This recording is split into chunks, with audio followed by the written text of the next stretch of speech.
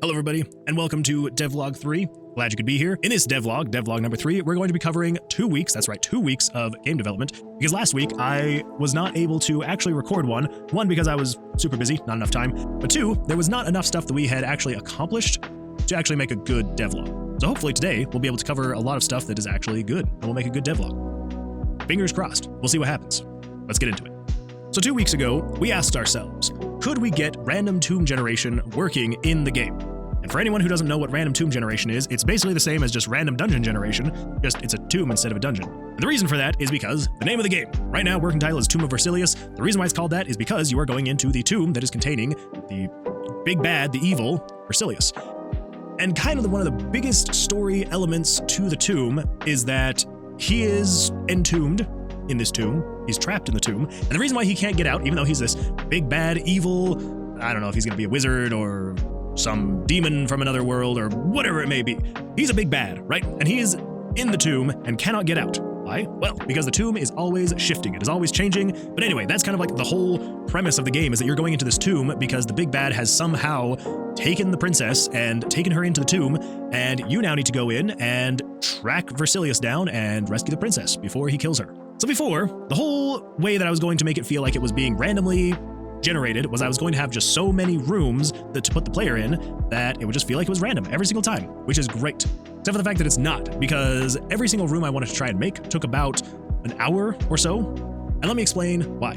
So the floor layouts used to look like this, right? I would go into Photoshop and I would hand place every single room. I would draw out these paths and figure out exactly how I wanted you to progress in this tomb. And I would connect each room with these doorways, and it was great. It was fantastic.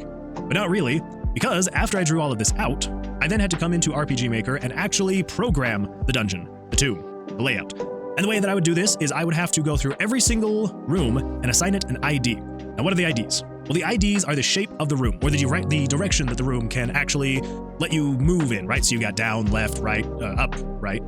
I know directions. And then every single combination in between, right? So there's a lot of them, 15 actually, which doesn't sound like that much, but you have to take into account. Let me just head back over here. You have to take into account, I then have to go through here and make sure that every single one has the correct ID. And after I assign every single room the correct ID, I would then need to go through the dungeon and actually test it to make sure that I couldn't be walking through walls and doing all sorts of weird things. And then after that, a lot of it was copy-paste. It was just, randomly putting the exit somewhere, randomly spawning the player somewhere, a lot of copy-paste. All of that to say, that took me about an hour or so per floor, and I'd made 3 floors up until that point, which is not many. That was 3 hours of work. Now, I know what you're thinking. 3 hours of work to make 3 floors in a game, that's not that bad, right? I mean, some games, it takes weeks or months to design a level, which is true. But if I wanted to have so many floors that it felt like you were on a different floor every single time, that would have taken hundreds of hours to even just get 100 floors, which isn't ideal. So the random gen had to happen. So the random gen, how did we make it happen? Glad you asked. Let's talk about it. So the initial method we tried was there is a 4x4, a 6x10 grid that is the size of the floor. And then rooms can go into any one of those 60 spots. And so initially I was like, well, we'll just say, hey, there's gonna be 30, 40 rooms, and it will just randomly place a room anywhere on that grid, which was great. It gave you a random sneeze of rooms across this 10x6 grid, and it was fantastic. Great. There's a random layout. The problem is that every single room, not every single room, but most of the rooms were unconnected from each other. And that's not great. If you can't connect the rooms, how are you supposed to actually get to them? Well, that was the problem we were having. So we were trying to go through, and I was like, well, what if we just have hallways that then spawn in between these rooms? But then I was like, well, then I have to somehow figure out in relation to that room where the nearest room is, and then have it spawn a thing there, and wasn't great. Was not great. So we went back to the drawing board, and that was where we basically ended week 1. So as you can probably see, that is not a lot of progress. That is just enough to be like, hey, watch my devlog where I try to do something and it doesn't work. So thanks for watching. Subscribe. Or I could put it off until this week and talk about what we actually did. And that's what I did. So let's talk about what we did. Let's talk about what we do. No, I had it right the first time. Did.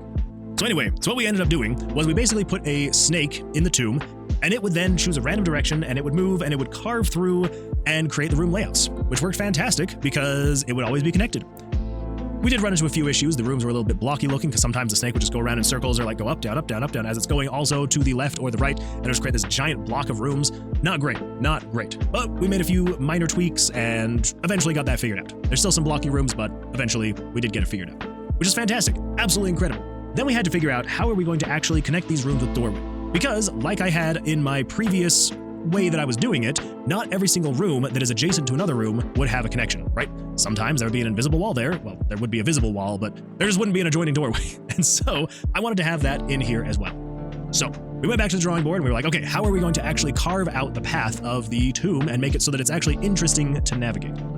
Well, I was like, well, what if we just randomly choose doorways and then have it then reconnect later? That didn't work. So then I was like, well, what if we then have a snake basically do the exact same thing, and it will then just retrace, not perfectly, but retrace the path that the other snake had gone through, and every time it would move from one room to another, if there wasn't a doorway, create a doorway. It was carving a path, right? Which is fantastic.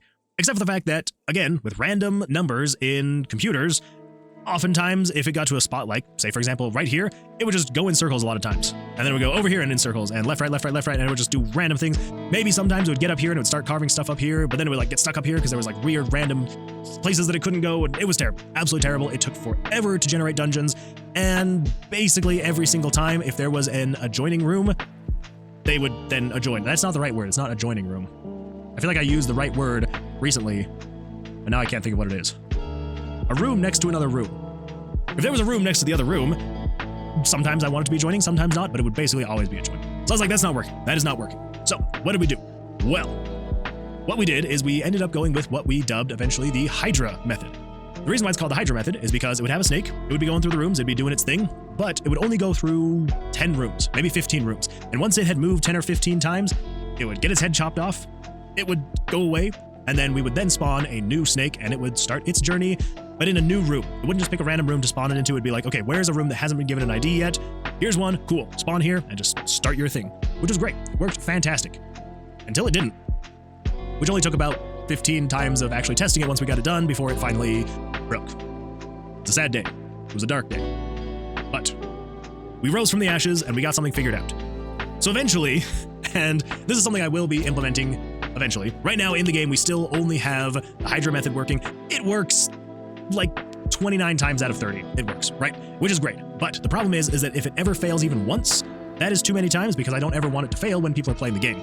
So we will be implementing a new method in this next week of streaming. So if you're watching this on the day that I've uploaded this, then good news. We're only like halfway through the stream schedule for the week, and you can join in and see how we actually implement that. So if you're interested in seeing that, feel free to join. It's a good time. Well, most of the time. Sometimes it's frustrating. Most of the time it's a good time. Anyway, all that to say, we finally got it most of the way figured out to the point where I felt like we could finally implement it in the game. So we started doing that, and when we started implementing it, I just realized how buggy my 2-month-old code was. Absolutely terrible. When I tried to put this into there, broke everything. Everything was broken, movement was broken, showing the like first-person perspective was broken, absolutely horrible stuff. And I was like, well, I can either slap more band-aids on this thing, or I can just start from scratch and rebuild from the ground up. I'd be lying if I didn't say I went that direction, kicking and screaming. Because I went that direction, kicking and screaming. I really did not want to start from the ground up, but I was like, you know what, if we're going to do this properly, if we're going to make sure this actually works, we have to rebuild from the ground up. That's what we did.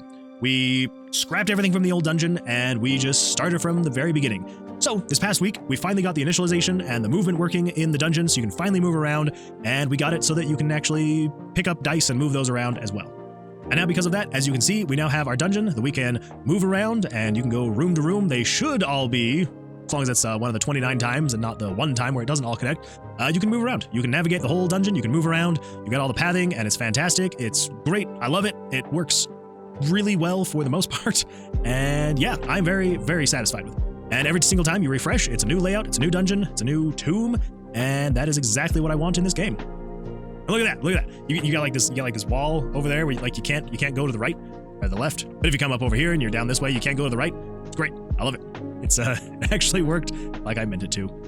Anyway, so I mean, you can pick up the dice and you can move those around. Hey, look at that. You can drag them over here and put them in the rooms, and you can leave the room, and if you come back into the room, they're still there, and you can pick it up and you can leave the room and then come back and that one's still there. But then we also implemented this thing where it's the quick pick up and put down. I can't remember what I actually called it, but you just click it, it picks it up. If you click from here, puts it in there, and it's a happy day.